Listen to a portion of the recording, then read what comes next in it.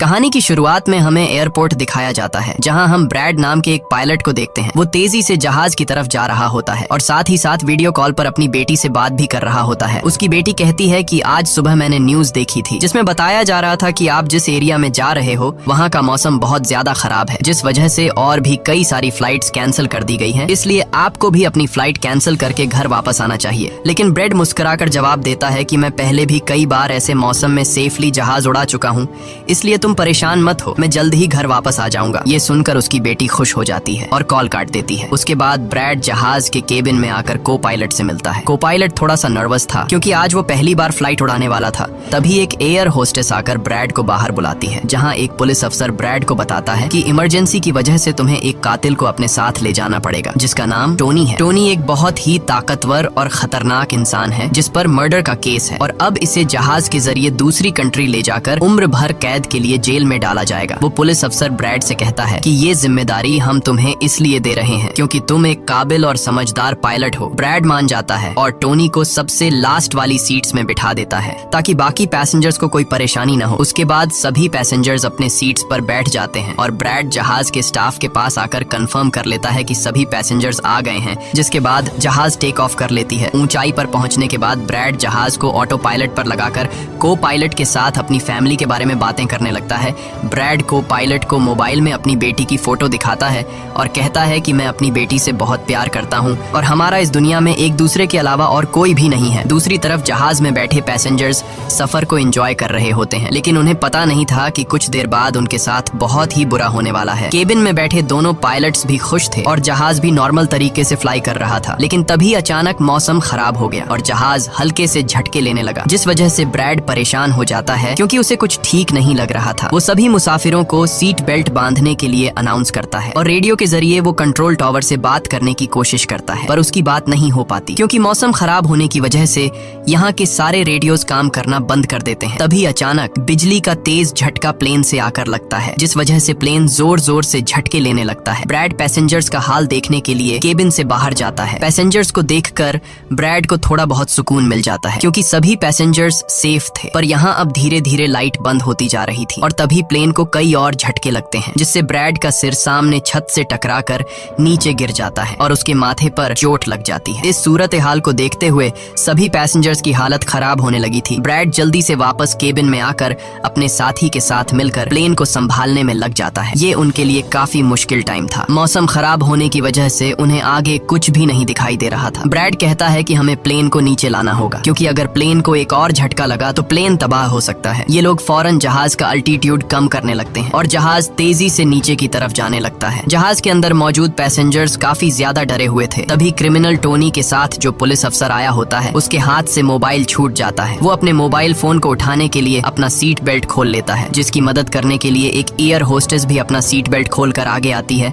अब क्योंकि प्लेन तेजी से नीचे की तरफ जा रहा था, जिस वजह से उनका सीट बेल्ट खुलते ही ये दोनों तेजी से ऊपर छत से टकरा जाते हैं।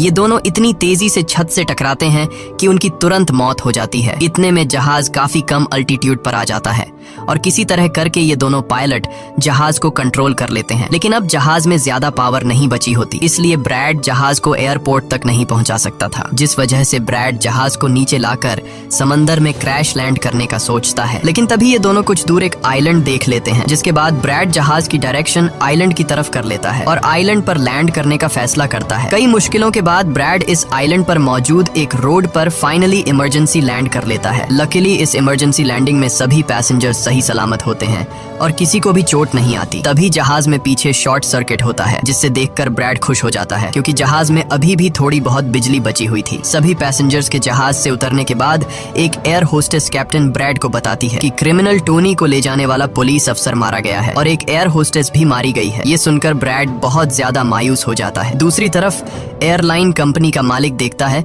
कि उसका एक जहाज अचानक गायब हो गया है क्योंकि उसने प्लेन को लैंड होते हुए नहीं देखा था और काफी देर से रेडियो खराब होने की वजह से उसका पायलट से कांटेक्ट भी नहीं हो पा रहा था। इसीलिए वो एयरलाइन कंपनी का मालिक स्कार्सडेल नाम के एक रेस्क्यू एक्सपर्ट को बुलाता है, जो ऐसे लोगों को ढूंढने का काम करता है जो मुश्किल में कहीं फंसे हुए होते हैं। एयरलाइन कंपनी का मालिक उसे कहता है कि मुझे मेरे प्लेन्स की सारी डिटेल्स चाहिए, जैसे वो कहाँ गया, उसके वर्कर्स और सभी पैसेंजर्स कहाँ हैं। जिसके बाद रेस्क्यू एक्सपर्ट अपने काम पर लग जाता है। दूसरी तरफ सारे पैसेंजर्स इस सोच में थे कि हम यहाँ क्यों उतरे हैं। ब्रैड सभी पैसेंजर्स को इकट्ठा करके समझाता है कि इमरजेंसी की वजह से हमें यहाँ उतरना पड़ा। प्लेन में अभी भी थोड़ी बहुत बिजली मौजूद है जिसे हम बाकी चीजों को ठीक कर लेंगे। तब तक आप लोग यहाँ आराम से रहें और आप लोग घबराइएगा नहीं, बहुत जल्द हम यहाँ से निकल जाएंगे। जिसके बाद ब्रैड प्लेन के पास आकर उसे ठीक करने में लग जाता है, पर वो देखता है कि जहाज में पावर काफी कम है, इसलिए उन्हें मदद का इंतजार करना होगा। ये लोग मैप निकालकर खुद ही अपनी लोकेशन देखने लगते हैं ताकि उन्हें पता चल सके कि आखिर ये लोग किस जगह पर हैं। ब्रैड का साथी को पायलट नक्शा देखकर बताता है कि हम एक प्राइवेट आइलैंड पर फंसे हुए हैं। ये जगह बहुत ही खतरनाक है। यहाँ पर ऐसे लोग हैं जो किसी सरकार या गवर्नमेंट की बात नहीं मानते। अगर इन लोगों ने हमें पकड़ लिया तो हमारी जान खतरे में पड़ सकती है और हमारी गवर्नमेंट भी हमें नहीं बचा पाएगी। ये सुनकर ब्रैड कहता है कि अब कहीं से भी करके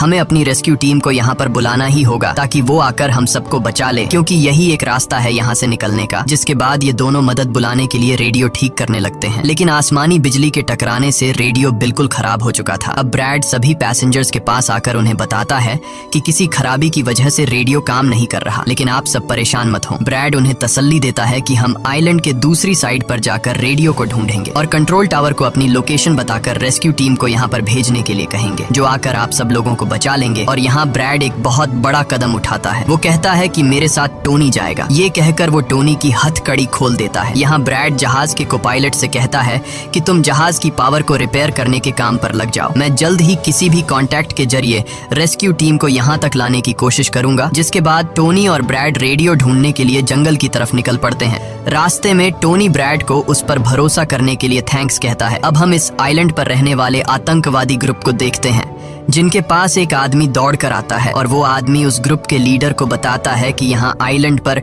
एक प्लेन आकर रुका है इमरजेंसी की वजह से और उसके अंदर बहुत सारे लोग हैं जो अलग अलग कंट्रीज से हैं। ये सुनकर ग्रुप का लीडर उस आदमी को कुछ पैसे देता है और ग्रुप का लीडर अपनी टीम से तैयार होने को कहता है। आइलैंड के जंगल में ब्रैड और टोनी आगे बढ़ रहे होते हैं। टोनी ब्रैड से पूछता है कि तुमने मुझे आजाद क्यों किया और अब मुझे कहाँ लेकर जा रहे हो। तब ब्रैड उसे कहता है क्योंकि मैं तुम्हारी वजह से सबको खतरे में नहीं डाल सकता और यहाँ एक खतरनाक आतंकवादी ग्रुप है जिसका मेरे साथ मिलकर तुम्हें सामना करना है। तब टोनी ब्रैड से कहता है कि मैं एक मिलिट्री बैकग्राउंड से हूँ और मैं यूएस मिलिट्री में कई साल ड्यूटी कर चुका हूँ। कुछ ही देर में पीछे से टोनी की आवाज आनी बंद हो जाती है। जब ब्रैड पीछे मुड़कर देखता है तो टोनी वहाँ नहीं था। वो ब्रैड से अपनी जान छुड़ाकर भाग चुका था और अब ब्रैड अकेले ही जंगल में आगे निकल पड़ता है। जंगल में आगे बढ़ते हुए ब्रैड एक खाली पड़ी फैक्ट्री में जाता है जहाँ वो एक टेलीफोन को ढूंढ लेता है, लेकिन वो पुराने जमाने का टेलीफोन खराब पड़ा हुआ था। जिसके बाद ब्रैड साइड पर लगे उस टेलीफोन के तार जोड़ने लगता है और टेलीफोन काम करने लग जाता है। ब्रैड जल्दी से कंपनी के हेल्पलाइन पर कॉल करता है। ब्रैड हेल्पलाइन को अपनी लोकेशन और सब कुछ बता देता है, लेकिन लाइन में कोई गड़बड़ी होने की वजह से सामने वाले इंसान तक उसकी आवाज ठीक से नहीं पहुंच रही होती, जिस वजह से हेल्पलाइन वाले ब्रैड की कॉल काट लेते हैं। तब ब्रैड को एक आइडिया आता है। वो अपनी बेटी को कॉल करता है और उसे अपनी लोकेशन और बाकी सारी चीजें एक पेपर पर लिखकर उसके ऑफिस तक पहुंचाने को कहता है। तभी बातचीत के दौरान पीछे से एक आदमी आकर ब्रैड पर हमला कर देता है, लेकिन ब्रैड उसे काफी मुश्किल से काबू कर लेता है और उस आदमी को मार मार कर बेहोश कर देता है। तभी ब्रैड को महसूस होता है कि एक और आदमी इस कमरे में आ रहा है, इसीलिए जल्दी से वो छिप जाता है। पर वो आदमी कोई और नहीं बल्कि टोनी था, जिसने बहुत सारे गुंडों को मारकर उनके हथियार ले लिए थे। और वो ब्रैड को आवाज देता है कि डरो मत, बाहर निकलो। फिर जब ब्रैड सामने आता है तो टोनी ब्रैड को एक बंदूक पकड़ा देता है उसकी हिफाजत के लिए। उसके बाद ये दोनों जब फैक्ट्री के नीचे वाले फ्लोर में आते हैं तो यहाँ उन्हें एक कैमरा मिलता है, कैमरा की रिकॉर्डिंग और वहाँ पड़े पासपोर्ट से इन्हें पता चलता है कि इस आइलैंड पर रहने वाले आतंकवादी लोगों को किडनैप करके उनकी फैमिली से काफी बड़ी रकम की डिमांड करते हैं। और जब किडनैप किए हुए बंदे की फैमिली की तरफ से उन्हें पैसे मिल भी जाते हैं तब भी ये लोग उसे छोड़ने के बजाय मार देते हैं। ये देखकर ब्रैड समझ जाता है कि हमारे पैसेंजर्स भी खतरे में हैं। जिसके बाद ये दोनों बाहर निकलते हैं और सामने उन्हें एक गाड़ी दिखाई देती है। ये गाड़ी उस आतंकवादी की थी जो कुछ देर पहले ब्रैड के हाथों मारा गया। अब ये दोनों बाहर खड़ी गाड़ी में बैठ जाते हैं और अपने पैसेंजर्स की तरफ जाने लगते हैं। उधर सभी पैसेंजर्स ब्रैड के इंतजार में बैठे हुए होते हैं कि ब्रैड जल्द ही उनके लिए मदद लेकर आ जाएगा। तभी उन्हें किसी गाड़ी की आवाज आती है। गाड़ी की आवाज सुनकर ये लोग खुश हो जाते हैं और ये लोग समझते हैं कि ब्रैड उनके लिए रेस्क्यू टीम बुला लिया है। लेकिन ये रेस्क्यू टीम नहीं बल्कि इस आइलैंड पर रहने वाले आतंकवादी थे। वो लोग गोलियां चलाकर सभी पैसेंजर पैसेंजर्स को डराने लगते हैं। उन गोलियों की आवाज ब्रैड और टोनी ने भी सुन ली थी, जिसके बाद ये लोग कार की स्पीड बढ़ाकर जल्दी से प्लेन तक पहुंचने की कोशिश करते हैं। आतंकवादी ग्रुप का लीडर एयर होस्टेस से सभी यात्रियों की लिस्ट मांगता है। डर के मारे जल्दी से एयर होस्टेस उसे लिस्ट ला कर दे देती है। फिर गैंग का एक आदमी को पायलट से पूछता है कि तुम्हारा सीनियर पायलट कहाँ पर है, जिस पर को पायलट बताता है कि किसी काम से वो जंगल में गया था पर अभी तक वापस नहीं आया। तभी वहाँ पर ब्रैड और टोनी भी पहुँच जाते हैं, लेकिन ये दोनों चुपके से दूर से इन लोगों को देख रहे होते हैं। इसी दौरान एक औरत वहाँ से भागने की कोशिश करती है, पर वो लोग गोली चलाकर उसे मार देते हैं। ये देखकर ब्रैड उनकी मदद करने के लिए जाता है, पर टोनी उसे रोक लेता है और टोनी कहता है कि तुम शांत रहो, अभी जाना ठीक नहीं। गैंग का लीडर सभी पैसेंजर्स को एक बस में बैठा लेता है और गैंग का लीडर अपने 2 साथियों को वहीं छोड़कर उनसे कहता है कि जाओ, जहाज के अंदर जो भी कीमती सामान है उसे ले आओ। जिसके बाद ये लोग सभी पैसेंजर्स को अपने अड्डे पर ले जाने लगते हैं।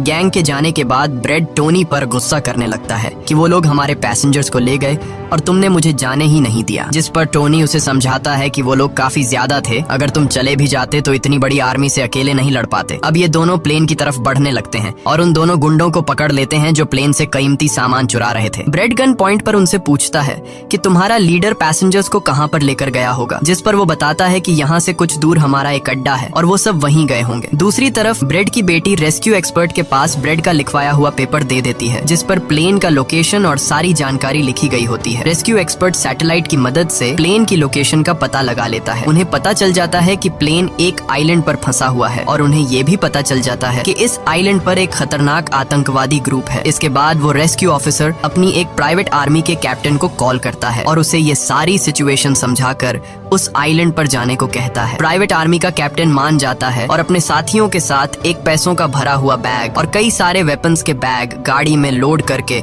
उस आइलैंड पर जाने के लिए रेडी हो जाते हैं। दूसरी तरफ ब्रेड देखता है कि उन आतंकवादियों के ले जाने से पहले जहाज के को पायलट ने जहाज का पावर सिस्टम रिपेयर कर लिया था और ब्रेड देखता है कि जहाज में पावर वापस आ गई है, जिसे देखकर वो बहुत खुश हो जाता है। अब ब्रेड आने वाले प्राइवेट आर्मी टीम के लिए अपनी यूनिफॉर्म पर एक मैसेज लिखकर छोड़ देता है और टोनी के साथ उस जगह पर निकल पड़ता है जहां गैंग वाले प्लेन के सभी पैसेंजर्स ले गए थे। जंगल के रास्ते से होते हुए ये दोनों उन आतंकवादियों के अड्डे पर पहुंच जाते हैं और ये दोनों गाड़ी से निकलकर चुपके से उस जगह में घुस जाते हैं जहां वो सारे गुंडे पैसेंजर्स को डराकर उनकी वीडियोस बना रहे थे, ताकि ये वीडियोस इनकी फैमिली को भेजकर उनसे पैसे वसूल सकें। दूसरी तरफ रेस्क्यू एक्सपर्ट की तरफ से भेजी गई प्राइवेट टीम भी प्लेन के पास पहुंच जाती है, पर उन्हें वहां जब कोई नहीं मिलता तो टीम का लीडर प्लेन के अंदर जाकर चेक करता है, जहां उन्हें 2 लोगों की लाशें मिलती हैं। ये वो 2 लोग थे जिन्हें गैंग के लीडर ने प्लेन में से सारा कीमती सामान चुराने का कहा था, लेकिन ब्रेड ने उन दोनों को मार दिया। प्राइवेट टीम के कैप्टन को ब्रेड का छोड़ा हुआ मैसेज भी मिलता है, जो उस आतंकवादी गैंग के अड्डे तक आने का रास्ता था। आतंकवादियों के अड्डे पर टोनी और ब्रेड चुपके से उन पर नजर रखे हुए थे और जैसे ही उन्हें मौका मिलता है ये दोनों चुपके से पीछे से आकर 2 आतंकवादियों को मार देते हैं। फिर ये दोनों चुपके से आगे बढ़ते हैं और एक कमरे के बाहर जा पहुंचते हैं। इस कमरे के अंदर सभी पैसेंजर्स को कैद करके रखा गया था। अब ब्रेड इन लोगों को छुड़ाना तो चाहता था, पर वहाँ बहुत सारे गार्ड्स पहरा दे रहे थे और ब्रेड के पास दरवाजे का ताला खोलने की चाबी भी नहीं थी। इसके बाद ये दोनों एक एक करके उन गार्ड्स को मार गिराते हैं और टोनी तो हथौड़ा उठाकर कई सारे गार्ड्स को हथौड़े से मार देता है। यहाँ ब्रेड एक गार्ड से चाबी लेकर उन पैसेंजर्स को कमरे से आजाद कर देता है। वो उनसे कहता है कि जल्दी से उसी बस में बैठ जाओ जिसमें तुम सबको आतंकवादियों ने यहाँ लाया था, और वो सभी जल्दी से उस बस में जाकर बैठ जाते हैं। तभी टोनी ब्रेड के पास आकर बताता है कि यहाँ से गाड़ी के जरिए बाहर निकलने का सिर्फ एक ही रास्ता है, मगर वहाँ कई सारे गुंडे बंदूक लिए खड़े हैं जो हमें देखते ही हम पर गोलियां बरसाना शुरू कर देंगे। जब ब्रेड पैसेंजर्स की तरफ देखता है तो वो सभी बहुत ज्यादा डरे हुए होते हैं। अब यहाँ ब्रेड अपनी जान को खतरे में डालते हुए एक फैसला करता है और टोनी से कहता है कि मैं वहाँ पर मौजूद सभी आतंकवादियों का ध्यान भटकाऊंगा और तुम मौके का फायदा उठाते हुए सभी पैसेंजर्स को यहाँ से ले जाना। अब पहले तो टोनी ब्रेड को ऐसा करने से मना करता है। वो कहता है कि ऐसा करने से वो लोग तुम्हें मार देंगे, लेकिन ब्रेड कहता है कि इसके अलावा हमारे पास और कोई दूसरा रास्ता नहीं है। ये सुनकर टोनी मान जाता है। ब्रेड वहाँ से निकलकर आतंकवादियों के पास आता है। वहाँ ब्रेड गैंग के लीडर से बात करता है कि मैंने हेल्प के लिए इन्फॉर्म कर दिया है, जल्द ही यहाँ पर रेस्क्यू टीम आ जाएगी, इसलिए सभी पैसेंजर्स को यहाँ से जाने दो। ये सुनकर सभी गैंग वाले ब्रेड पर हंस पड़ते हैं और ब्रेड को पीटने लग जाते हैं। गैंग का हेड कहता है कि ऐसे कैसे छोड़ दूं, पैसों के बिना मैं किसी को नहीं छोड़ता। और अब जैसे ही ये लोग ब्रेड को मारने वाले होते हैं तभी वहाँ पर प्राइवेट रेस्क्यू टीम पहुंचकर आतंकवादियों पर हमला कर देती है और काफी देर तक गोलीबारी करने के बाद गैंग के कई सारे लोगों को मारकर वो ब्रेड को छुड़ा लेते हैं और ब्रेड को बस में उठाकर यहाँ से निकल जाते हैं। यहाँ गैंग का लीडर देखता है कि उसके कई सारे साथियों के साथ उसका छोटा भाई भी मारा गया। ये देखकर वो बहुत ज्यादा गुस्सा हो जाता है और कसम उठाकर कहता है कि वो इन लोगों में से एक को भी नहीं छोड़ेगा और सभी को चुन चुन कर मारेगा। इसके बाद वो अपनी टीम से कहता है कि जल्दी से तैयारी कर लो, हम जल्द ही इन लोगों को मारने के लिए निकलेंगे। बस में प्राइवेट टीम का कैप्टन सभी को बताता है कि हम बस 5 लोगों की छोटी सी एक प्राइवेट टीम है जो बस तुम्हें यहाँ बचाने के मिशन पर आए हैं और हम कोई रेस्क्यू टीम नहीं है। रेस्क्यू टीम को यहाँ आने में कुछ टाइम और लगेगा। ये सुनकर ब्रेड घबरा जाता है और कहता है कि हमारे पास टाइम नहीं है क्योंकि गैंग वाले जल्द ही हमारे पीछे आएंगे और हमें देखते ही मार डालेंगे। पर मेरे पास एक आइडिया है। जहाज के पास पहुँचते ही ब्रेड सभी पैसेंजर्स से कहता है कि जहाज में पावर वापस आ चुकी है, यानी अब जहाज स्टार्ट हो जाएगा और हम लोग फौरन यहाँ से निकल जाएंगे। इसलिए आप सब लोग जल्दी से जहाज में बैठ जाओ क्योंकि हम रेस्क्यू टीम का इंतजार नहीं कर सकते। उन्हें यहाँ आने में वक्त लगेगा और अगर हम यहाँ रुके तो उन आतंकवादियों के हाथों मारे जाएंगे। ये सुनकर सारे लोग प्लेन में बैठ जाते हैं जबकि ब्रेड प्लेन की तमाम चेकिंग करने में लग जाता है और प्राइवेट टीम के लोग पहले से आने वाले खतरे के लिए तैयार बैठ जाते हैं। तभी अचानक वो आतंकवादी ग्रुप आकर उन पर हमला कर देता है, जिन्हें देखकर प्राइवेट टीम उन्हें रोकने में लग जाती है और यहाँ दोनों तरफ से काफी गोलीबारी होती है। पर इस प्राइवेट टीम के पास काफी अच्छी गन्स थी जिस वजह से वो बहुत सारे गुंडों को मार देते हैं। ब्रेड जल्दी से प्राइवेट टीम के लीडर को बताता है कि मैं अगले 5 मिनट बाद जहाज को स्टार्ट करने वाला हूँ और तुम सब भी जल्दी से जहाज में चढ़ जाना। इसके बाद ब्रेड टोनी के पास जाता है और उसका शुक्रिया अदा करता है कि तुमने मेरे इतने मुश्किल वक्त में साथ दिया। ब्रेड खुद को गोलियों से बचाते हुए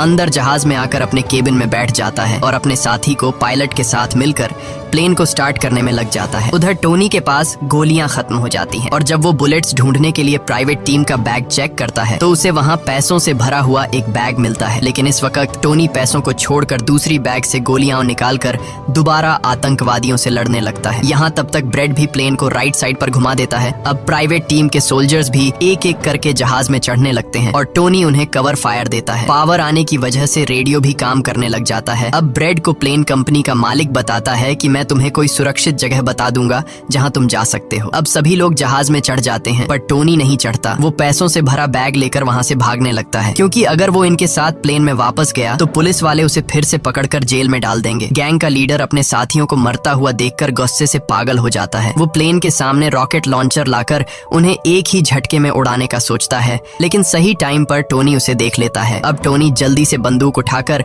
उसे शूट करके मार देता है और सभी लोगों की जान बचा लेता है। ये देखकर ब्रेड टोनी के इस काम से बहुत खुश हो जाता है और ब्रेड अपनी पूरी ताकत लगाकर प्लेन उड़ाने में कामयाब हो ही जाता है। ये देखकर टोनी सभी पैसेंजर्स और ब्रेड के लिए खुश होता है और पैसों का भरा हुआ बैग लेकर जंगल की तरफ भाग जाता है। ब्रेड जहाज को इस आइलैंड से दूर ले जाता है और जहाज का मालिक उसे एक एयरपोर्ट के बारे में बताता है जहां ये लोग जा सकते थे, जो अब इनके काफी करीब था। ब्रेड एयरलाइन कंपनी के मालिक की बताई हुई जगह की तरफ जहाज को ले जाता है, लेकिन तभी एक बार फिर जहाज के इंजन में आग लग जाती है और जहाज तबाह होने लगता है। इसलिए ब्रेड दोबारा से इमरजेंसी वार्निंग ऑन करता है और धीरे धीरे जहाज को नीचे रनवे पर लाने की कोशिश करता है। फाइनली बड़ी मुश्किल के बाद ब्रेड जहाज को रनवे पर उतार देता है और सब लोगों की जान बच जाती है। ब्रेड और उसका साथी को पायलट काफी खुश हो जाते हैं। उधर प्लेन कंपनी का मालिक और उसकी टीम भी बेहद खुश थी। अब ब्रेड पैसेंजर्स का हाल देखने के लिए पीछे जाता है तो वो देखता है कि सभी पैसेंजर्स सेफ हैं और ये देखकर उसके दिल को सुकून मिल जाता है। वहाँ खड़े सभी पैसेंजर्स ब्रेड के लिए तालियां बजाने लगते हैं और ब्रेड का शुक्रिया अदा करते हैं। कुछ ही देर में वहाँ उनके लिए रेस्क्यू टीम भी आ जाती है, जिसे देखकर सभी पैसेंजर्स खुश हो जाते हैं। यहाँ ब्रेड सभी पैसेंजर्स को रेस्क्यू टीम के साथ भेज देता है और कैप्टन फाइनली सुकून की सांस लेते हुए